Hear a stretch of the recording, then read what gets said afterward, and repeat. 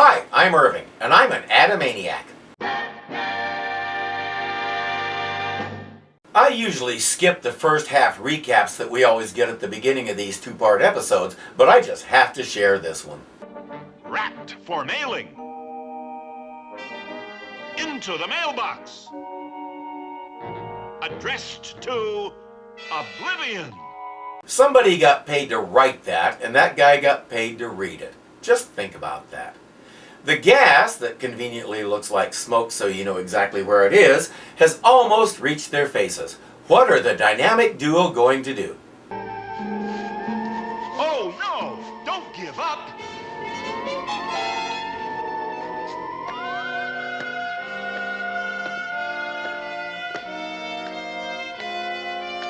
It's a good thing they're roughly the same size so everything stays balanced.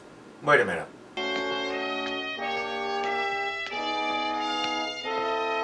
Actually, of the escapes I've seen so far, this is one of the more believable ones. If they're both as strong and agile as they're supposed to be, they could pull this off. So I won't make fun of it much. Joker's girlfriend is crying her eyes out but can't do anything. Joker checks the gauge and sees that the gas is 20 feet high, so they must be dead by now. He has his men pump the gas out and he checks the bodies.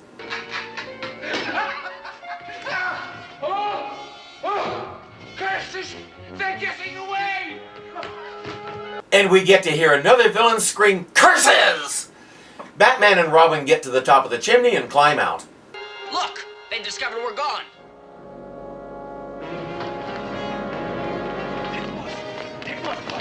Look! They're up on the chimney! I know that, you fool! Well, how'd they get up there? They took the elevator! What do you think? Wow, I didn't know there was an elevator in there. So I guess we should just stand here and point at them some more, huh? No, wait a minute. I've got a much more succulent idea. Get in! Get in!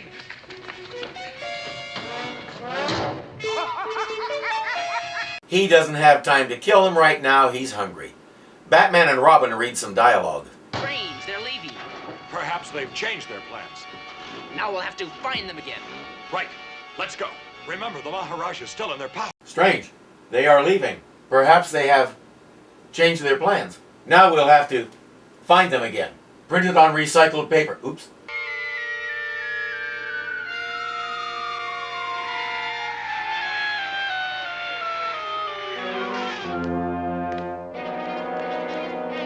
They edited out the part where they're dancing around going, ow, ow. In the Batcave, we learn that they recovered both the hairpin and the golf hole. Well, at least they got the important stuff.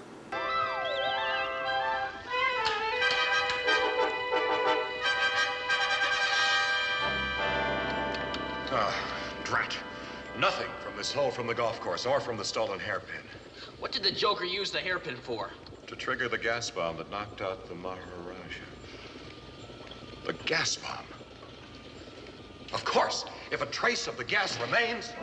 Then this isn't the hole that the Joker stole, it's the one that he rigged to kidnap the Maharajah? Or are they the same hole and he put it back before the big game? I'm so confused right now. Batman hooks it up to another machine, looks at some blinking lights through a cheap prop, and comes up with the answer.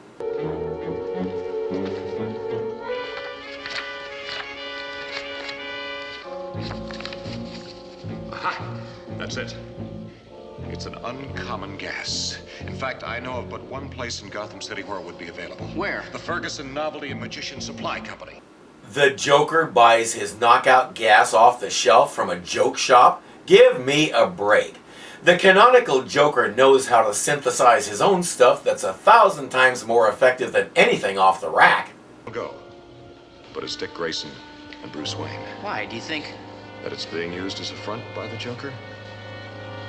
Exactly. Batman was starting to muse about why there hasn't already been some kind of outcry about the Maharaja's disappearance, but that thought went the way of all things. They're off to check out the Joker's phony magic shop. While Bruce and Dick look at the various novelties, we cut back to where the Maharajah is being held. There we see...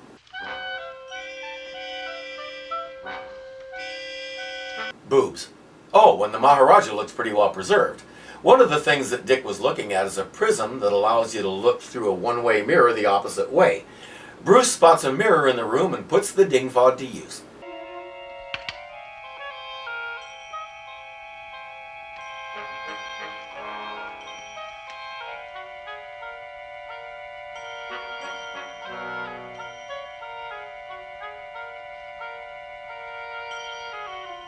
In the Batcave, they study a picture of the place that they took from across the street. The hideout is dug into the hill behind it, and the only way to sneak in is through that grate that he saw. Unless I miss my guess, it's the cover for a ventilating shaft, which comes out right here on top of the hill, straight above. Holy camouflage! What a way to get in. Only we knew where it was. If my trigonometry is correct, and based on this photograph, it should emerge right here. Gosh, Batman, I'll never neglect my math again. That way next time I can draw lines on a grid and pretend they mean something. They head off, and when they reach their goal, they use the cover of night to be extra stealthy.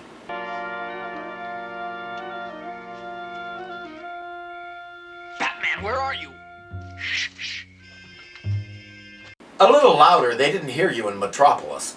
Of course, Batman warns him that if the vent is nearby, they can hear him. I think I found it. How far did you see that room was underground? About 50 feet. Okay, what part of shh do you not understand? Let's go over this again. Enough to give us good momentum. Oh boy, I'll say. Can I go first? I want to see their faces. The only thing you'll see is your face hitting the floor if you go in head first, dummy. Dynamic seniority. This could be a mistake, I suppose.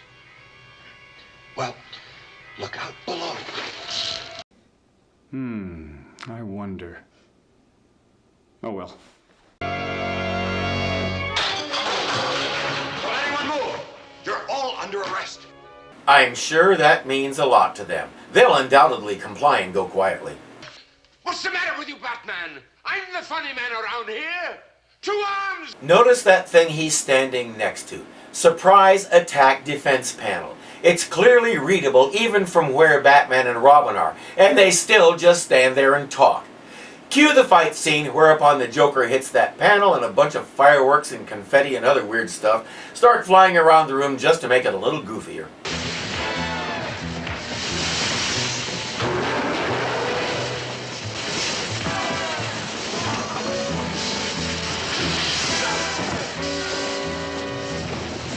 Joker and the girl get away, and there's no sign of the Maharajah.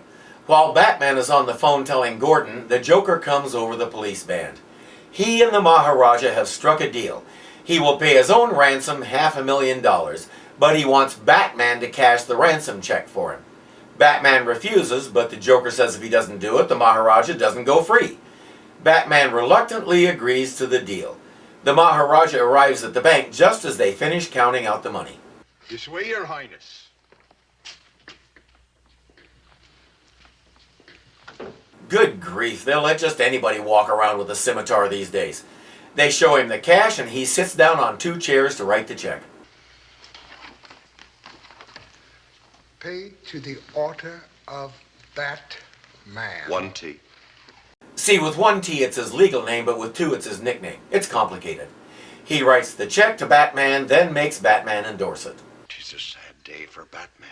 Forced to use his name for a criminal payoff. Yes.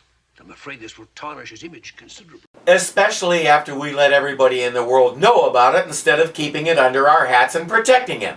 Because there's nothing under our hats, you see. Batman wants to know why the Maharajah would go ahead and give the Joker the money, even though he's free and there's nothing to stop him from just going home. Why not? You see, Joker is an honorable bandit.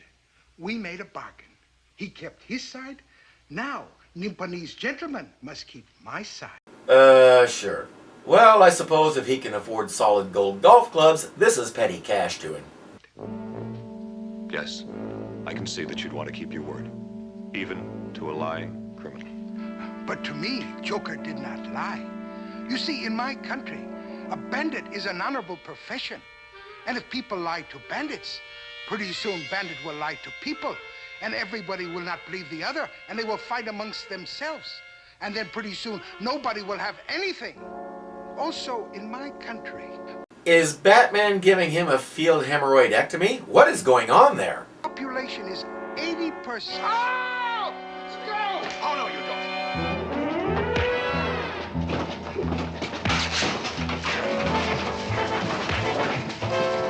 The Maharajah is stuffed. Does his country know he's already dead? What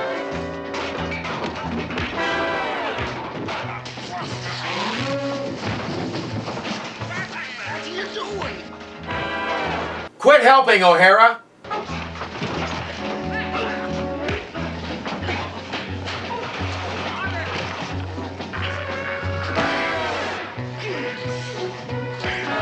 What is Robin doing? Giving him a back rub? And what was that? A pat for good luck? Did Batman just accidentally punch O'Hara? I'll bet he's been wanting to do that for a long time.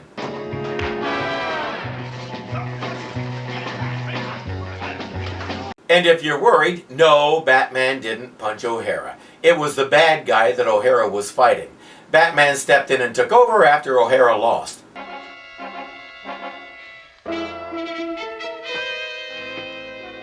It's the Joker. That it is. But where's the Maharajah? There isn't any. There never was. In fact, there is no such place. You guys will fall for anything. Actually, Batman got suspicious because there hadn't been any complaint from the Maharajah's government. So he called their embassy and found out that this guy was a fake. But wait a minute. In the first half, we saw the Joker staking out the Maharajah's golf game from behind some bushes, so we saw them both at the same time. How'd he do that? Well, if there's one thing I've learned from this series already, it's don't overanalyze. That alarm is really irritating. How did you ever see through his devilish plot? It wasn't difficult. If you remember the key to the Joker's twisted mind. He never means what he seems to mean. Well, sure, that explains it all. The real Maharajah is on a hunting trip in the Nimpa Mountains. Well, he ought to be safe in the Oompa Loompa Mountains, probably with a solid gold gun and diamond bullets. Yes. I'm deflated. Insert your own Viagra joke here, because in 1966 they wouldn't have understood it. O'Hara calls the wagon to come get the Joker, and all is well. An hour or so later at stately Wayne Manor, where everything is now tranquil and serene. Or is it? Now what? That seems to be everybody's question. Alfred is even hesitant to summon Bruce, but Gordon is insistent. Yes, Commissioner. Shocking news, Batman. What could it be? I've heard a most alarming rumor that you've been asked to go to California and run for governor. And unfortunately for you, I'm stupid enough to believe such a rumor. Really? I'm telling you, world's worst police force. How would California even get hold of him? You're the only one with a hotline, Gordon. And if they contacted him or floated the idea in some public way, you'd know about it. Well, wait a minute. No, you would probably miss it. Okay, scratch that. But even so, how fickle do they think Batman is? Do they really think he's after fame or power or whatever? If they haven't figured out his goals by now, I don't think there's any hope for them. That was a little weird. Again, Cesar Romero seemed much more comfortable in the role this time. He seems to be getting a good handle on the persona. We never found out what happened to his girlfriend. She's probably still in a corner somewhere mooning over Batman. She switched sides in a hurry. Then again, if it's 1966 and your man wears more makeup than you do, it might be time to rethink the relationship.